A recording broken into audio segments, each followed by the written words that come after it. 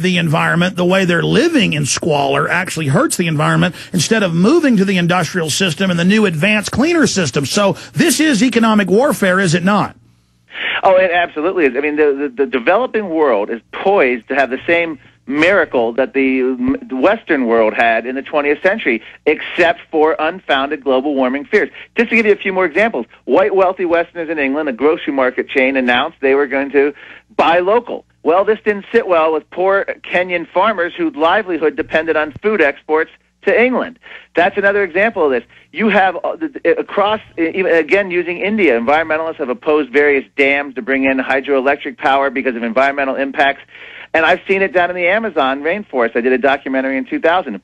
Wealthy celebrities fly in on carbon-spewing jets, stop some development down there, and then they fly back home to their Bel Air mansion. This is a new form of colonialism. It's a colonialism that keeps poor people poor. I interviewed Dr. Walter Williams. He's a African-American economist, George Mason University.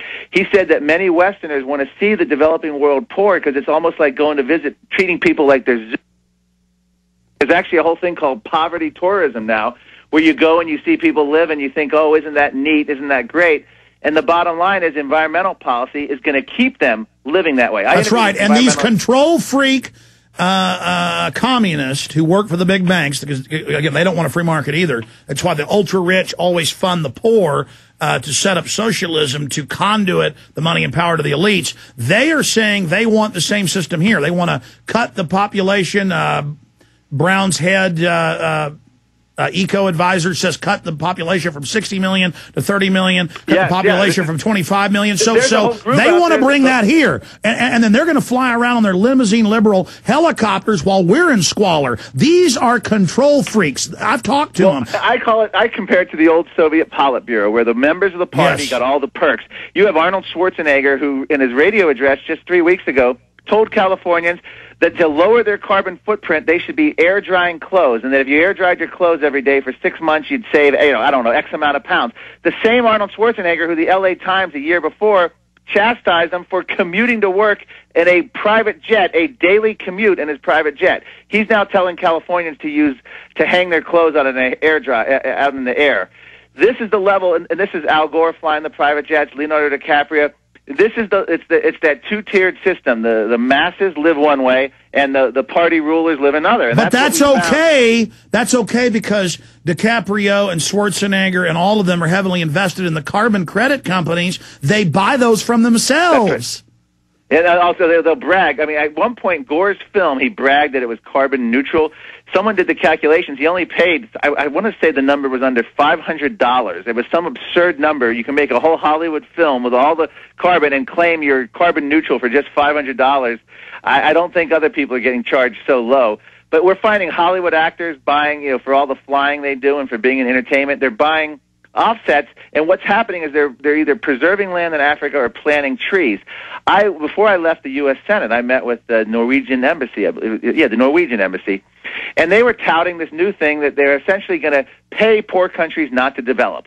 And this is the ultimate form of the new colonialism I'm talking about. I told them I hope they failed. This was in a meeting in the U.S. Senate. They sought it out with me. I said all that's going to happen is your money from the UN and from international agencies are going to go to corrupt third world dictators. They're going to get the money. The people are going to suffer as their country continues not to develop, as they're living in huts, made of dung. These wealthy Norwegians are going to sit back and say, we're saving the planet, isn't this great? And we're helping these poor people by giving to these corrupt governments.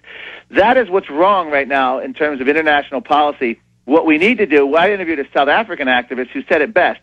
If the Western wealthy world really doesn't want the developing world to develop, they ought to lead by example. In other words, they should level cities like Washington, Rotterdam, London, and return them back to swamps and jungles before they can tell people in Africa and people in South America and Asia not to develop their land.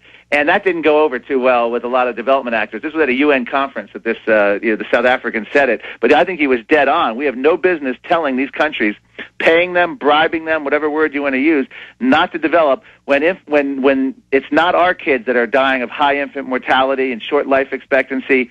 I interviewed Chevy Chase on the Mall on one of these Earth Days, the actor. He said socialism works. Cuba was the model. This is the mindset of the modern environmental movement, and sadly, it's infected many in this new administration.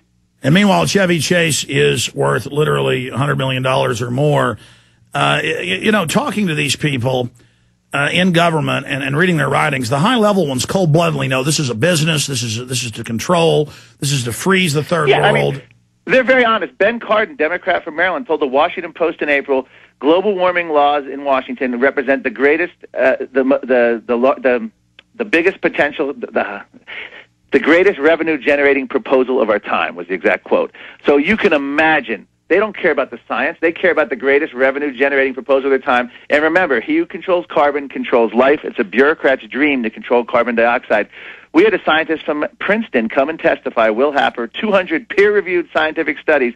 He said the level of control that we're contemplating when you declare what we exhale from our mouth a pollutant is something that George Orwell didn't even contemplate in 1984.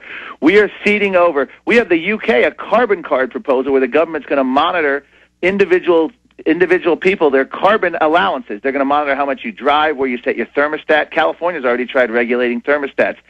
This is a No, I had the government advisor on, and he said you will all be rationed, and you only have enough food to weigh a certain amount, and bureaucrats will control every facet of your life. They're now putting the satellite tracker boxes in the cars to now control how fast you drive. I mean, it's all happening. This is their model. They admit, as you know, sir, but well, the audience.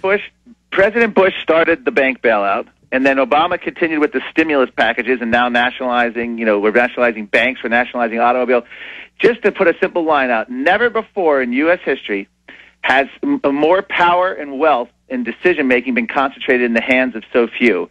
The left will talk endlessly about, the corrupt corporations, big business. The bottom line is at least big business has shareholders, has accountability to the public. Government now, we have more power and control in the smallest amount of hands that we've ever had in U.S. history, and it's only going to continue. And this is, it's an inevitable result, beginning with the New Deal and continuing with the Great Society. 5 more minutes with you on the other side. 5 more minutes with Marc Morano. It's ClimateDepot.com. But then above the government is a very small group of private corporations that operate like Spectre, and that's the New World Order. That's the Bilderberg Group. Okay, but I agree with him. We'll be right back. I get rabid on this subject and just start spewing facts, and they're facts. And they just say no. In fact, Al Gore, a few weeks ago, and I wanted to ask Marc Morano of ClimateDepot.com about this, former Senate advisor and aide and researcher, one of the preeminent people, kind of a clearinghouse to expose all this. And they said, what about all these thousands of scientists? I mean, there are thousands and thousands. I've seen letters of 10,000, 20,000 they sign. The vast majority saying it's all a fraud. The top climatologists, the top experts on the Arctic, they're everywhere. Just saying, look, it's a fraud. The people that look at the sun, all of it. And Al Gore just said, well, there's people that think, there's flying saucers and we went to and we didn't go to the moon. And that's what they do. They just say, first they said, everyone agrees. And they said, oh, everybody who's credible agrees. And then, well, everybody who's sane believes. And meanwhile, it's just an unbelievable fraud. And then they brought up to him, well, what about how Ken Lay of Enron came up with this idea for carbon credits? And then Al Gore says, I don't know anything about that. And he goes, well, your partner was part of it. And he goes, no, he's not. Then we went and looked it up. Al Gore knows that and is involved. I mean, these people are just despicable. How do we beat them? How do we stop these bastards? They're in the Senate right now. They're trying to ram it through. They're saying on the news, we are dead unless we have an international body that taxes and regulates every facet of our lives, and if we don't have weekly bureaucrats inspecting our homes. Yeah, real quick, just so people don't think, I'm being conspiratorial here, or, Jacques Chirac, the French president's own words were the UN Global Warming Treaty Kyoto was the first step to authentic global governance. These are their own words. EU official came out and said that the Kyoto represented leveling the playing field for the world, meaning the take from the rich. I was at UN conferences where they're proposing a global carbon tax on countries, and guess what? The wealthy nations get hit the hardest, and guess what? The UN would decide to administer the funds. These are their own words that they're saying, and they're being very open about their goals when they do this. You mentioned Al Gore and the astronaut. I can't let this go by. He told the House hearing 2 weeks ago that he compared global warming skeptics to people who think the moon landing was faked.